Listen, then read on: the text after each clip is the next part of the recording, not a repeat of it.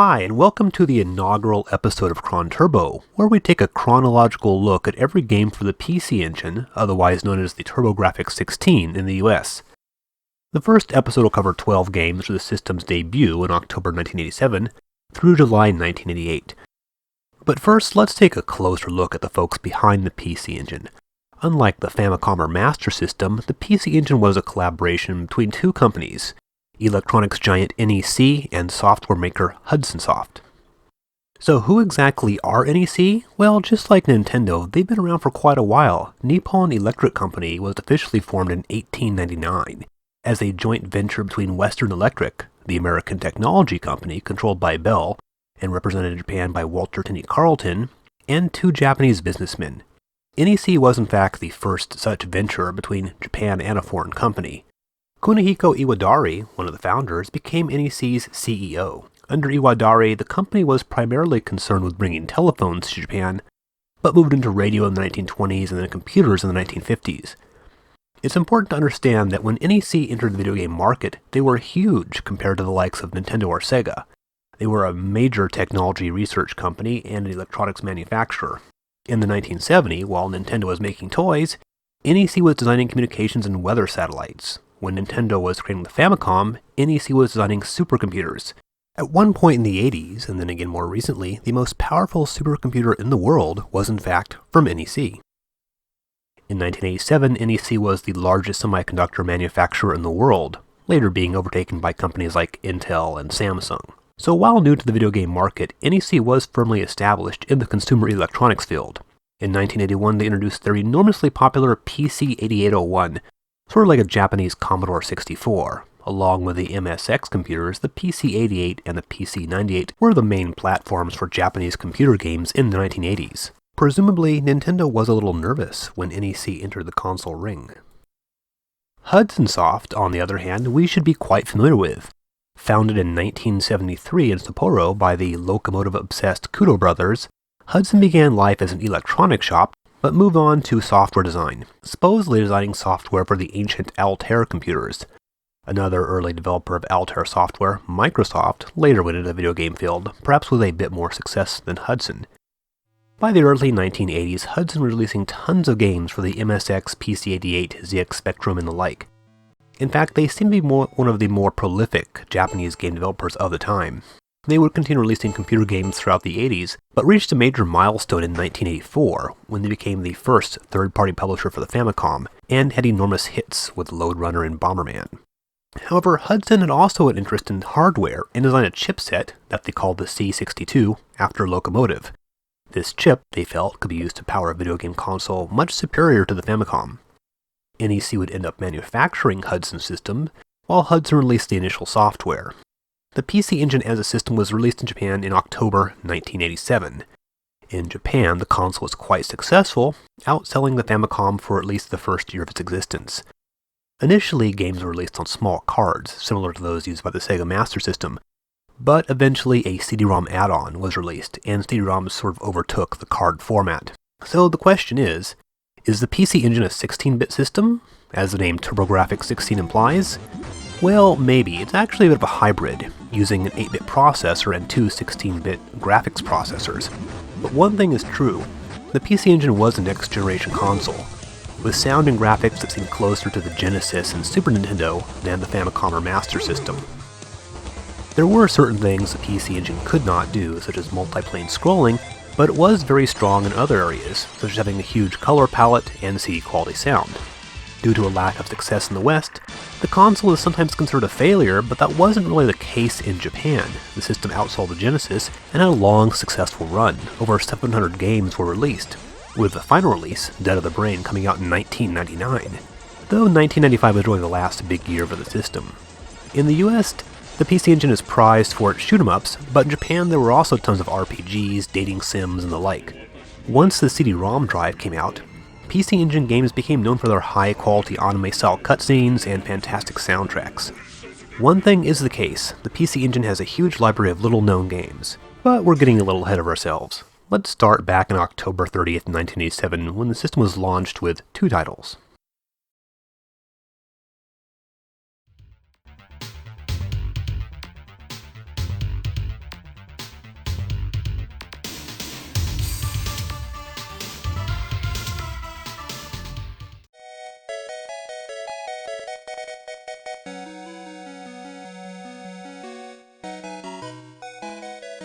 Here it is, the first game for the PC Engine, Bikkuriman World, released on HuCard on October 30th. If you notice the cover art, a Volume 2 is in the upper right corner. Yes, Hudson's releases are numbered. Apparently this was intended to be the second title. The other launch title is number 4, number 1 and 2 actually came out later. Right off the bat, let me mention both launch titles were released in Japan only, but this is an unofficial English translation by Demiforce, one of the very few PC Engine games to be fan-translated. If this somehow looks a little familiar, well then, maybe it should be. We actually saw this game in the 1987 Arcade Roundup. Or rather, we saw the original version, Wonder Boy and Monsterland, from West One and Sega. This was the second game in the Wonder Boy series. The first Wonder Boy game was released for the Famicom as Adventure Island. The striking thing about Bikkuriman World is, other than the character sprites, this is pretty much an exact port of the arcade game. The two versions look almost identical. So what's with the name change? Well, Bikkuriman was a series of stickers that came packaged with a brand of snack food. These were popular with Japanese kids in the 80s, and a spin-off animated series followed, and a game of course. Since Sega owned the rights to the Wonder Boy character, Hudson licensed the game itself and then simply changed the names and the sprites, just like they did with Adventure Island. Wonder Boy and Monsterland is a bit of an oddity. The setting was changed from the prehistoric island of the first game to sort of a standard medieval fantasy world. Additionally, a number of RPG-type elements were added in. You collect money to buy items and shops and so on. RPG video game elements were so pervasive in Japan at this time that they were even creeping into arcade games. Still, the game is set up very much like a standard arcade game in some respects. It's divided into distinct levels and you play for points, so it's sort of an odd hybrid kind of game. Now one frustrating thing, equipment is extremely expensive, and so is healing, spells, and so on. And also, there's the timer. You see that hourglass on the left? Every time it runs out, you actually lose 1 heart in your life bar. Occasionally you'll pick up an hourglass refill, but having to fight enemies that drain your health and a timer that drains your health is probably a bit much for a game like this. There's also occasionally these hidden doors to find. Entering this door here, for example, will open up a little side quest for you.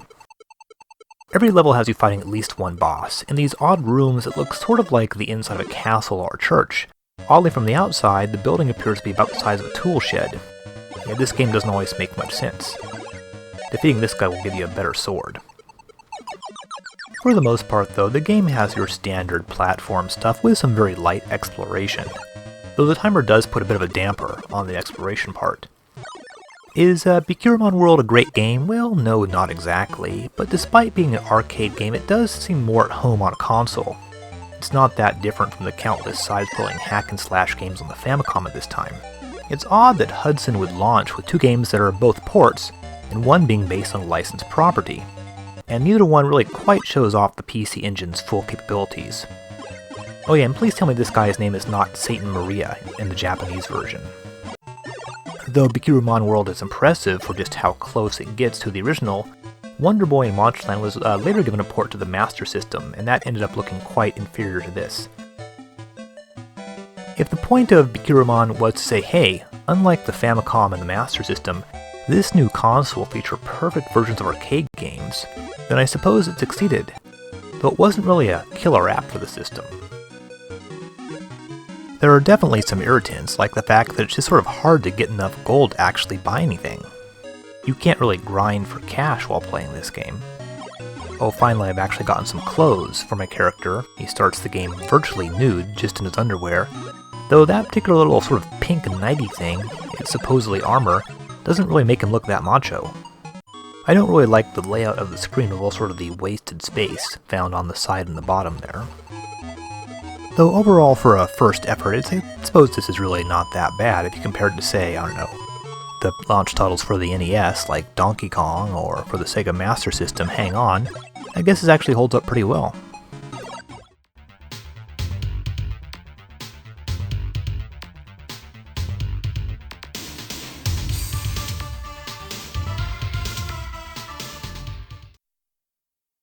Activision? Brody Lockhart? Does this sound familiar? Yep. PC Engine game number 2 is a port of Shanghai. Let's think all the way back to Chrontendo 25. We covered the Famicom version of this game, from Sunsoft. The original Shanghai was released for the Macintosh in 1986 by Activision, though it ended up being ported to other systems as well, and the game existed in other forms prior to the Macintosh release. The Mac version is the best of these early releases, mostly for the great high-res graphics. Though the PC Engine game from Hudson also looks pretty darn good.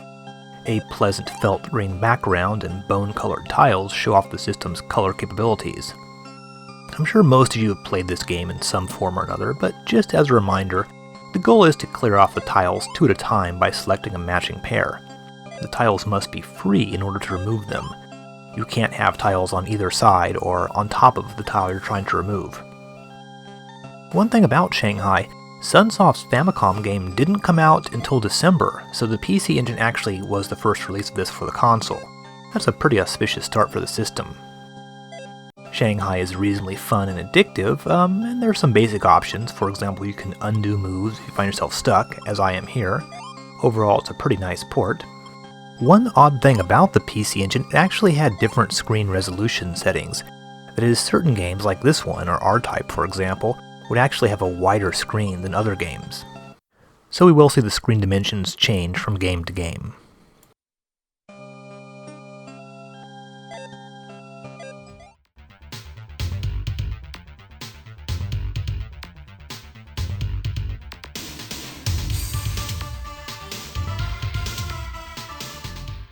Note the Volume 1 printed on the box art's upper right-hand corner. I can only assume that the Kung Fu was intended as a launch title for the PC Engine, but wasn't finished in time. Instead, it came out 3 weeks later in November, the same day Punch-Out was released for the Famicom in Japan. And yes, as we can see here, the game's official title is The Kung Fu, perhaps to distinguish it from Irem's Kung Fu, aka Spartan X. The name is pretty appropriate because Hudson's game is really just sort of a rip-off of Irem's game, which by the way was hugely popular in Japan.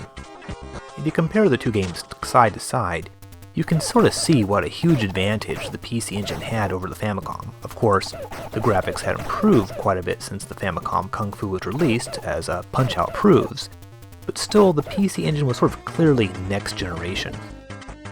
Though more than anything, the Kung Fu seemed sort of like a tech demo rather than a fully realized game. One of the selling points of the PC Engine was the ability to utilize huge detailed sprites. Your character is realistically proportioned. You can see lots of detail in the depiction of his torso and the folds of his clothing. A good deal of shading is employed to indicate patterns of light and shadow. He even has a few different facial expressions and is recognizable as being modeled on Bruce Lee. So your character has a certain amount of personality without being cartoony looking, as in Punch-Out. And 5 years before Fatal Fury, blood and cuts would appear on your face as you got damaged. I assume that NEC and Hudson were aiming for an older audience than that of the typical Nintendo fan. Of course, the game itself is sort of awful. It's very repetitive and memorization based. There's only one enemy sprite, and the bosses also repeat. Also, the first boss you face, that bald guy with the torn pants there, is pretty ugly looking, and this is not really fun to play. Unlike the two launch titles, the Kung Fu was released in the US for the TurboGrafx 16 under the name China Warrior by NEC themselves. Most of the early TurboGrafx games were released by them directly. So while Kung Fu is sort of laughed at today, Hudson did make, I guess, a statement with this game by showing the PC Engine's technical superiority to the Famicom and the Master System. I can't really consider the game a failure. I mean, it is quite impressive looking, I suppose, for what was available at the time, but really, I don't know if this is a game you'd sort of want to pick up and play nowadays.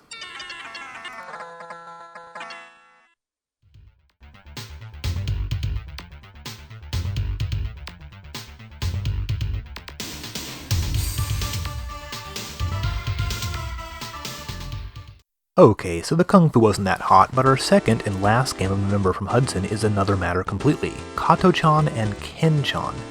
Your first question would obviously be, who are these guys? Well, they were in fact Cha Kato and Ken Shimura, two Japanese musicians and comics, known for their band The Drifters and for their TV show Fun TV with Kato-chan and Ken-chan, which apparently inspired America's Funniest Home Videos.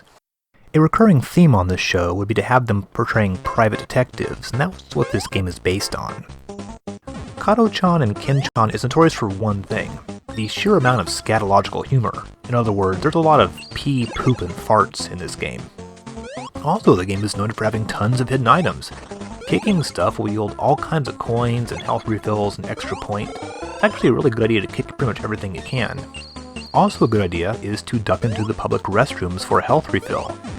And no, it's not like that. This isn't Grand Theft Auto, but you will get a weird little scene of Kato or Ken dressed up in some nutty outfit. And the thing is, there's actually all kinds of hidden stuff you can find. Here the game borrows an idea from Super Mario Bros. In fact, out of all the platformers we've seen, this one seems to have the heaviest Mario influences. It's a genuine hop and bop game. I guess this is sort of like a much less wholesome Super Mario Bros. A few years later, NEC would release this for the TurboGrafx 16 under the name JJ and Jeff. Oh yeah, one cool thing, whenever you come across the other guy, you can kick him and send him running. Another gross little scene there. For the US version, these guys were given even uglier heads, and a number of minor changes were made. Namely, some of the seedier aspects were toned down. Characters don't seem to actually be relieving themselves in public. I guess they didn't want this game to set a bad example for the kids, but the game still features public restrooms and big seeming brown piles of bird poop. However, one little change has been made. The fart attack has been changed to a spray can of some sort, which I guess really doesn't make much sense when you think about it. There's the spray can being used there. Now, perhaps due to the potty humor in this game, it has sort of a bad reputation. Looking at the user reviews on GameFAQs, which is not exactly a forum for the highest forms of criticism, I was baffled that someone actually scored this 1 out of 10. Now, let me clarify something right here and now. This game is awesome, a prime example of the mid-80s style platforming. In fact, nowadays we might call this a spiritual successor to Hudson's Adventure Island. It feels very similar to Hudson's earlier game, has sort of very similar levels, has you picking up fruit in order to replenish your life bar. Really, it's sort of like a twisted and even more amped up version of Adventure Island. The thing is, I've played tons of crappy platformers on the Famicom, and Kato-chan and Ken-chan is light years ahead of most of these. The controls are pretty precise, there's a sort of spot-on hit detection, and how cool is this? You can kill some kind of crazy sea monster by farting on him. And there's lots of fun surprises in this game. One cool thing, most of the hidden stuff isn't really necessary to complete the level. It really is actual bonus stuff, though it does make the game easier. The coins that you find can be used in a slot machine that will refill or even extend your vitality bar. The one issue that I do have is, much like Adventure Island, the environments repeat after a while. And the game can be pretty difficult, especially as you get near the end. But if you do want to play a game that follows in the footsteps of Super Mario Bros. And Adventure Island, this is definitely one to check out. As for all the people who say this is a bad game, do not believe them.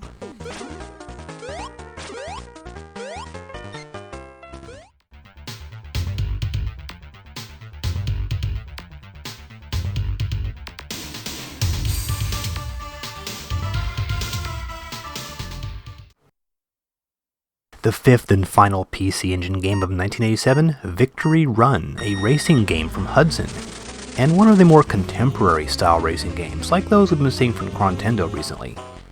There's a menu screen, you can enter your name, and most importantly, stock up on replacement parts. Yes, your car parts wear out in Bikkuriman, because this is a gritty, realistic racing game. Except that when you flip your car over, you can just hop back in and keep going. I guess that's not realistic. Bikkuriman is kind of like Outrun, a rally game, meaning that when you race, you begin in one location and race to another, as opposed to just driving around in a circle. As the map hints, it's based on Paris-Dakar Rally, which has traditionally been a race from Paris to Dakar in Senegal. But according to the map, it looks like your final destination is in Sierra Leone or somewhere. It's not really clear why you appear to be driving towards Paris rather than away from it in the first part of the race.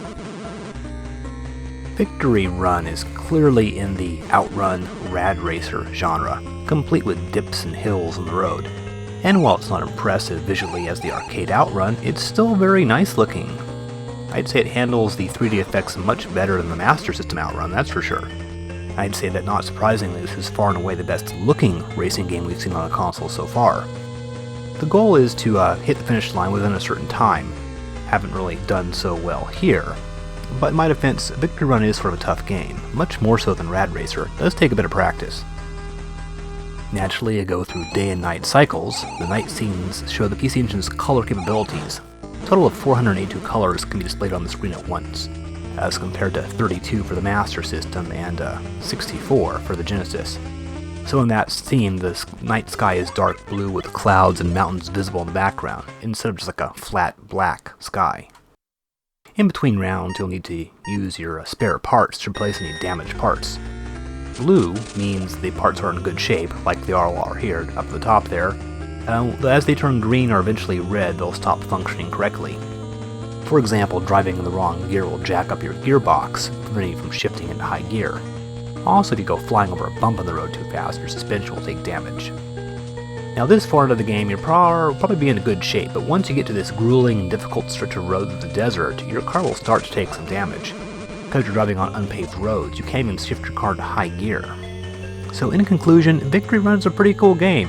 Strangely, we'll see another Paris-Dakar rally game for the Famicom in Chrontendo 28.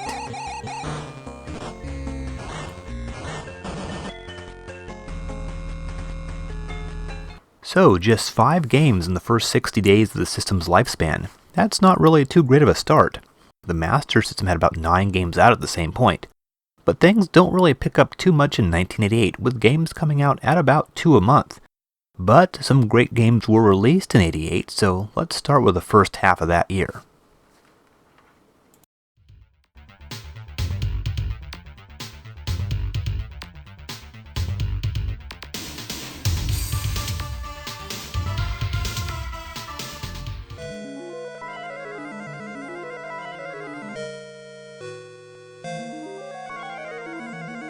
Right off the bat, Hudson wins the award for Coolest Title Screen and Weirdest Music. This is some pretty moody stuff.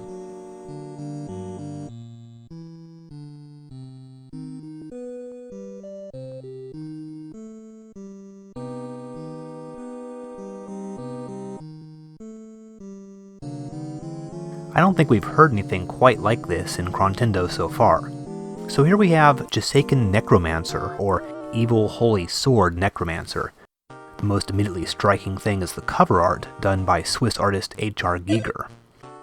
And I'm not sure if he designed the face on the title screen as well, but it's clearly in the Giger style. As you may have figured out, Jaseiken Necromancer is the first RPG to be released for the PC Engine. Hudson had dabbled in RPGs before.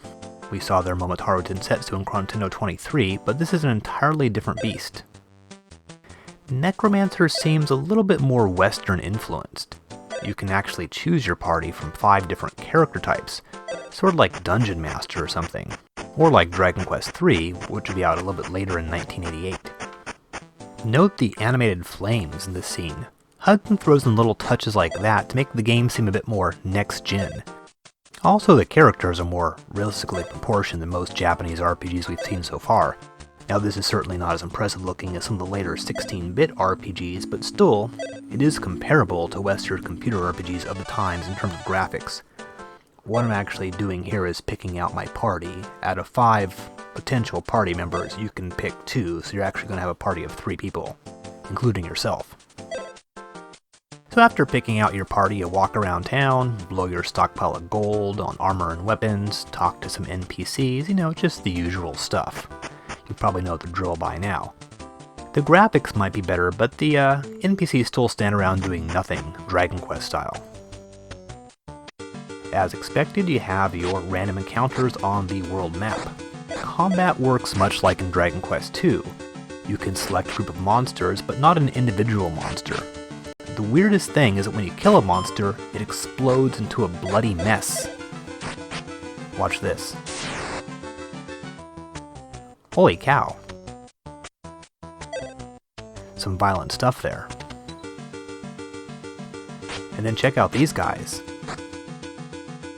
Yeah, their intestines are all piled up on the ground, moving around. As I mentioned before, the PC Engine seems sort of aimed at an older audience than the Famicom, so Necromancer seems to be sort of Hudson's attempt at a more mature RPG, one with a darker theme and more gruesome subject matter.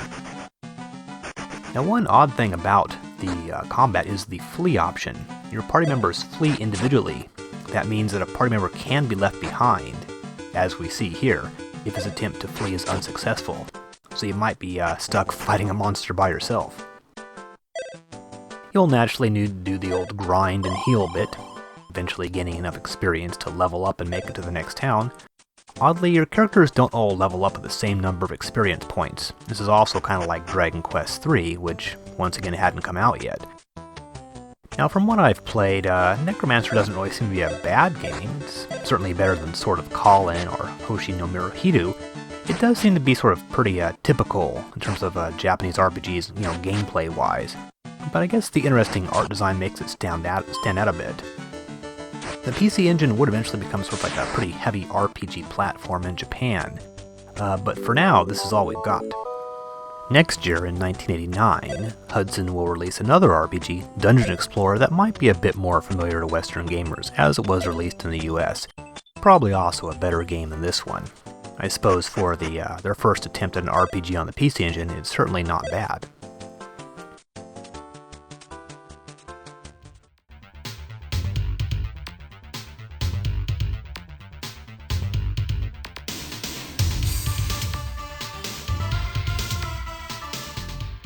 There was only one game released in February, Youkai Douchuuki, but as you can see here, it's from Namco. Yep, Namco jumped on the PC Engine bandwagon quite quickly. Namco always seemed a little antagonistic towards Nintendo, so it's not surprising that when a potential competitor came along, Namco showed some interest. Namco's first PC Engine game was a port of the 1987 arcade game known as Shadowland. We saw this during the 1987 Arcade Roundup. I believe this was Namco's first game for the new Namco System 1 board. Here's the arcade version here. It was also one of the first Namco arcade games to employ a more open-ended approach to level design. There's plenty of branching paths, secrets, multiple endings, and so on. It's almost more like a console game than a traditional arcade game. Here's sort of a secret little gambling scene right here, for example.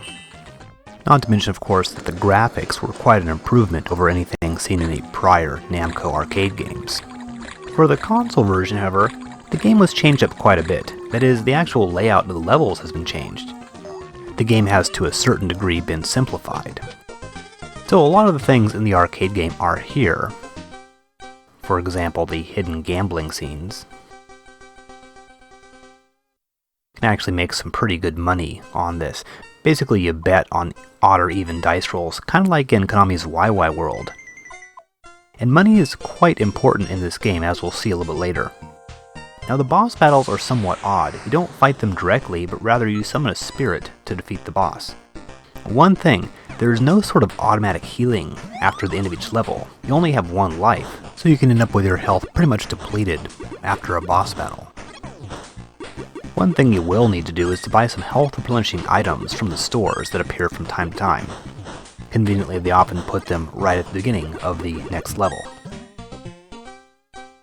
The various soup bowls there will replenish your health. The webbed feet are necessary to get through a water portion of the level.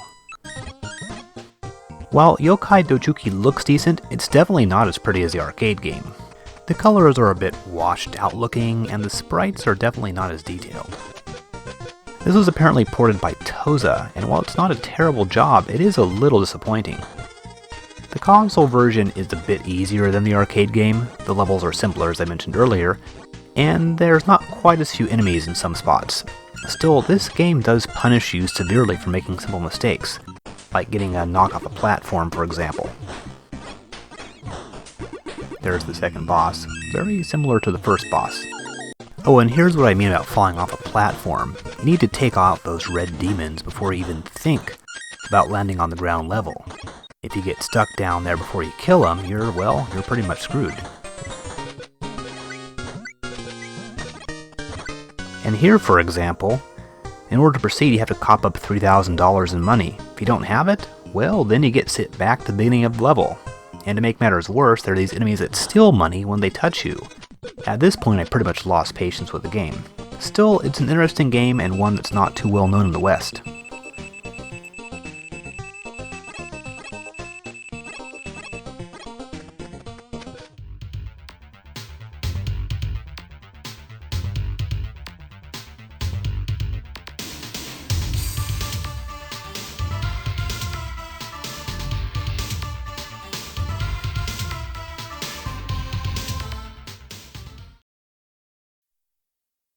Alright folks, here it is, March 1988, and the game that we've been waiting for. The PC Engine's killer app. No, it's not Keith Courage, it's R-Type, port of Irem's classic 1987 arcade shoot-'em-up. If, among the early PC releases, there was one title that really showed what the system was capable of, it was this one.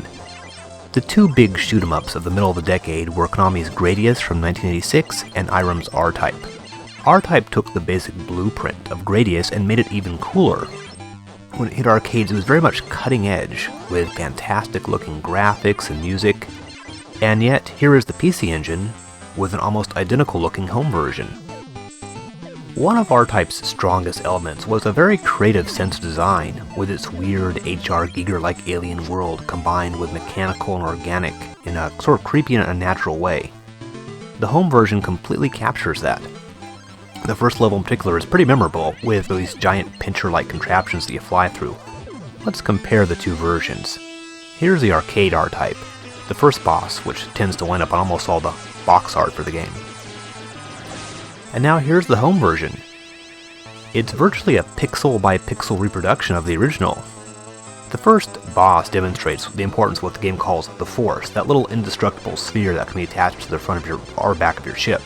It can be shot out and used to hit enemies behind barriers and such. Furthermore, whenever you pick up a power-up, the Force will be turned into a special weapon when attached to the ship. One of the special weapons are these lasers that bounce off surfaces and can damage enemies above and below you. Also very useful are the bits, the little floating spheres that can either go above or below your ship and do damage to enemies that they touch. Another power-up you can get are the missiles. Unlike Gradius, these fire automatically when you shoot your cannon, so there's only one button to fire all your weapons with. As mentioned, R-Type's levels feature some outrageously inventive design. The third level, one of my favorites, is simply this enormous battleship. You slowly fly by it, and you need to take out the various cannons covering the thing. Engines fire off jet thrusters at you, pieces break off, the ship tries to crush you between itself and the ground. Eventually, the weak spot is exposed. This is a real tour de force of shooter level design. The difficulty slowly ramps up in R-Type. By level 4, you're having to deal with more and more enemies, especially ones that come at you from behind. You can fire off your Force and then reattach it to the back of your ship, but this leaves your front open for damage. Knowing when to move your Force from back to front or vice versa is one of the keys to getting through this game. Now when we saw the box art a moment ago, there were two Japanese covers. That's because R-Type was released in two pieces. Levels 1 to 4 were on one card, released in March. Then levels 5 to 8 on the second card, which came out in June and was titled R-Type 2, no relation to the actual sequel to R-Type. Hue cards only held about 2 megabits of data at that time. However, the capacity of Hue cards was increased eventually, and by the time R-Type was released in the US, the whole thing fit onto one 4 megabit card. But Japanese gamers received a password at the end of Part 1 and entered it into Part 2 to continue. This is one example when US gamers got the better deal. R-Type also makes good use of the PC Engine's widescreen resolution. The one visual compromise is that the screen is vertically narrower than the arcade game, thus there's a bit of vertical scrolling required to get the entire game filled in. Like I said, this game gets really tough in the second half. This level is a killer with all these crate-like objects moving around the maze like passages. They can only be destroyed by shooting the purple weak spot, so if one comes at you from the wrong direction, like you saw a moment ago, and you can't get out of the way, you're toast. This boss is also an exercise in misdirection. Ignore those things shooting at you and instead concentrate on the little guy on the right-hand side of the screen. Incidentally, that boss was added to the PC Engine version, wasn't in the original arcade game.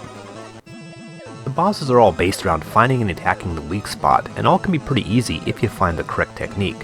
The final boss, for example, you just sit right in the center on the left-hand side to avoid damage. When his face is exposed, you fire off your Force and then go to town. However, this does demonstrate one thing about R-Type. It's quite doable if you're fully powered up. If not, it can be a lot harder, bordering on impossible. Naturally, you lose all your power-ups when you die, and power-ups don't come too frequently. This isn't blazing lasers where power-ups appear every 2 seconds.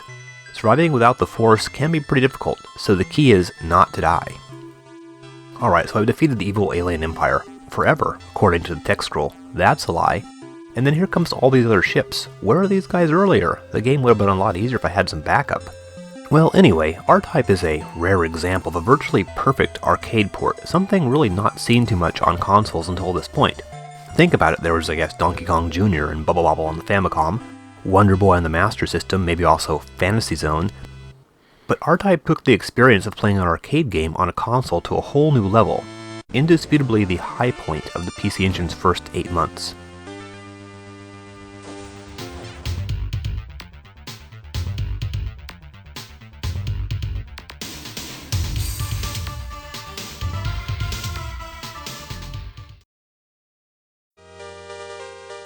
Here we go, You Jinsei, aka Victory Life. Got some pretty classy music here. So is this a sequel to Victory Run? Well, no, not really. It's a video game version of the classic board game, The Game of Life. You know, the one where you move around a board making money, buying insurance, having a family, and then retiring at the end? Well, in Japan, video games based on this game were surprisingly popular. This is the second such game we've seen, the first being Tetsudo-O, Famicom board game by DBsoft, seen in Chrontendo 26. However, that game was merely sort of inspired by The Game of Life. You Jinsei is an official release, and you may have noticed the copyright to the Japanese toy company Takara on the title screen. The many follow-ups to this game have been released in Japan, mostly by Takara themselves. For those of you familiar with The Game of Life, you know what this is all about. You start by choosing a character and car color, then you head out on one of two career paths. You spin a wheel to determine the number of moves. Landing on certain squares will trigger both good and bad events. For example, you can deposit money in the bank and later take it out and get more money. Here I'm getting married. Later you'll buy a house and have some kids. The game keeps track of your finances as you go along. Among the various things that can occur, well, you can buy insurance to protect you from catastrophic events like fires, you can invest money in stocks, and of course you can gamble. You Jinsei is very much a game of luck. So of course the question is, why drop $50 on a video game when you can simply pull up the actual board game? Well, I guess that's sort of a question you have to ask about all video games based on board games. Well, I will say that Hudson did go all out when it came to the production values on this. There's lots of cute animated cutscenes, catchy music. The music in this is actually pretty good. The whole thing is quite charming, and it takes sort of advantage of the PC Engine's multi-tap expansion, which allowed you to connect up to 5 controllers at once. So while in some ways it's not a very ambitious game, You Jinsei is at the very least an amusing diversion. On the negative side, you tend to get tired pretty quickly of watching the damn wheel spinning around over and over and over again. And the animations of the cars driving around is not that convincing, especially when you go around corners and the cars somehow sort of move diagonally. Here someone gets a big payout from the bank. I also mentioned the gambling parts. Here's one of them right here, for example. Place your bets on what number will come up, and didn't do so well.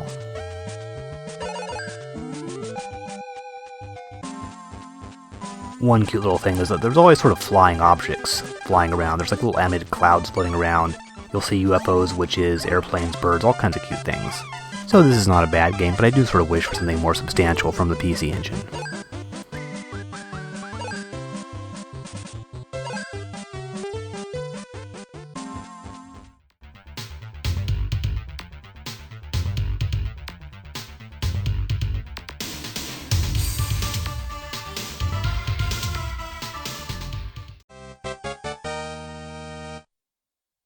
The only game released in May is this one, the second game from Namco, Pro Yakyuu World Stadium. Yep, it's a baseball game. Every console has to have a baseball video game released in the first year, but this seems somehow familiar. Wait a second, this looks just like Pro Yakyuu Family Stadium, the baseball game Namco put out for the Famicom in 1986. It's the exact same intro and everything. But Namco already released this game a second time as Pro Yakyuu Family Stadium 87. And now they're releasing it again as Pro Yakyuu World Stadium? Take a look at this thing, it's the same darn game. Plays exactly like the other two games. Okay, Family Stadium sold a gang of copies, so I guess Namco couldn't resist putting out a new version for the PC Engine. So what's the difference? Well, the music's better for one. PC Engine's superior sound chips improve the original sound, and there are now somewhat goofy sounding speech samples. The graphics are more colorful. The field is not just one shade of green, but now it's 3 shades of green. But aside from looking and sounding a little better, it plays about the same. I still hate the fielding in this game, and your fielders move so slowly. So while Namco seems to be supporting the PC Engine at an early stage, all 3 Namco games this episode are ports, and they haven't really seemed to yet invested the time in an original game for this system. Still, I guess you can't blame them for hedging their bets, putting out games for the PC Engine but not actually putting too much money into it. I guess it makes sense since the PC Engine was an unproven console. Well, if you ever wanted to play a better looking version of RBA Baseball, this is the game.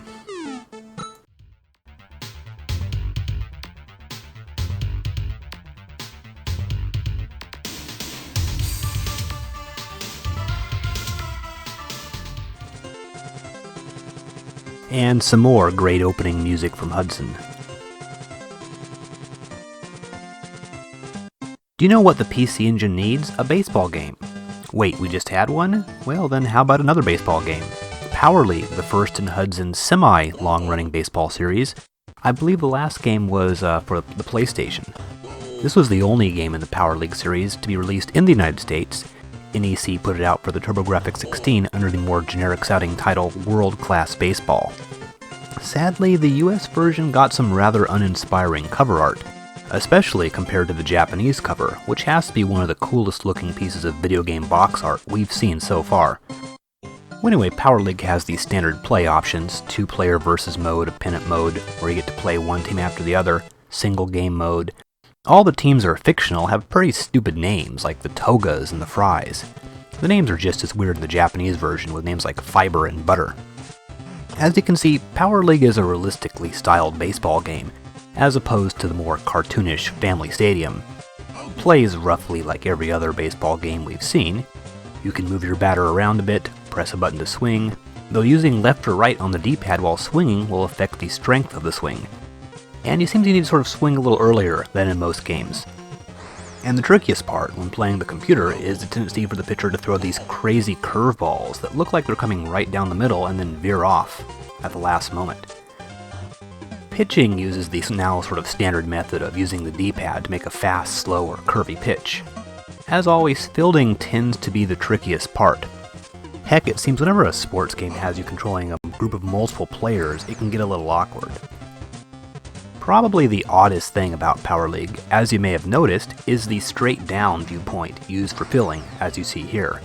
Let's face it, this is actually pretty darn ugly, and it's a rather weird decision.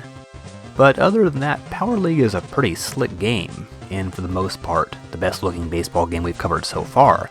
Not that there's really been too much competition. One thing that does look a little weird in this game is the way the batters hold the baseball bat before they swing.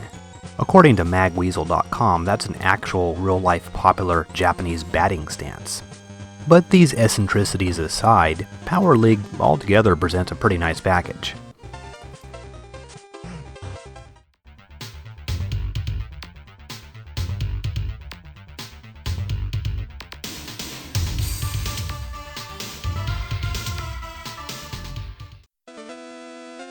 Of course, there always has to be a Mahjong game. Sure, Hudson did not want to alienate the huge number of Mahjong fans out there, so we have Sengoku Mahjong. This seems to be Hudson's first Mahjong game. As the name indicates, the setting is the Sengoku period of Japan, the Warring States period, when a number of powerful warlords battled for supremacy. This ended around 1600 when Japan was unified under the Tokugawa shogunate. The game lets you play as various figures from the Sengoku period, has some nicely illustrated animated depictions of these figures. Despite being a Mahjong game, Hudson clearly put some extra effort into giving this game a bit of character. The game itself seems to be sort of the typical 4-player Mahjong, as far as I can tell. Interestingly, the Mahjong tiles are different from those in Shanghai. I would assume they would have simply reused the same sprites, but no, the tiles have all been redrawn. I'm going to guess that's one important feature of a Mahjong game, to be able to read the tiles clearly without getting a headache. As I've mentioned before, I don't have enough knowledge of Mahjong to actually rate how well this game plays, but at least it's nice looking.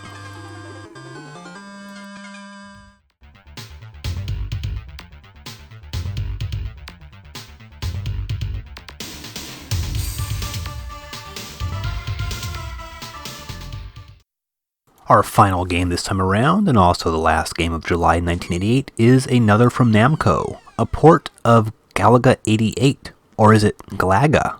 Who knows? It's like Gradius, or Gradius, or Gradius. Maybe it's supposed to be Galaga. Well, anywho, Galaga 88 is the fourth game in the Galaxian/Galaga series, and the last game in the original series before the modern reboots occurred, like the oddball Galaxian 3, which is one of those crazy, gigantic arcade ride-like games, or the recent Galaga Legions. Here's the original arcade version here, released in 1987. The little animated talking aliens are one of the things that were cut out for the home version. And of course this has a more vertically oriented screen. NEC released Galaga 88 for the TurboGrafx in the US in 1989, and thus the title was changed to Galaga 90, because Galaga 88 would not exactly sound cutting edge in 1989. Other than the name, nothing was changed that I know of. Now, one distinct feature of Galaga 88 was the choice of either single or double ships. The double ship allowed you to pick off enemies much faster at the risk of being a bigger target, as you saw just a few minutes ago. In earlier games, you could get a second ship by allowing an enemy to suck up your ship with its tractor beam, in essence losing a life, then shooting it with a replacement ship, causing it to drop the original ship, which would then dock next to your ship and give you a double ship.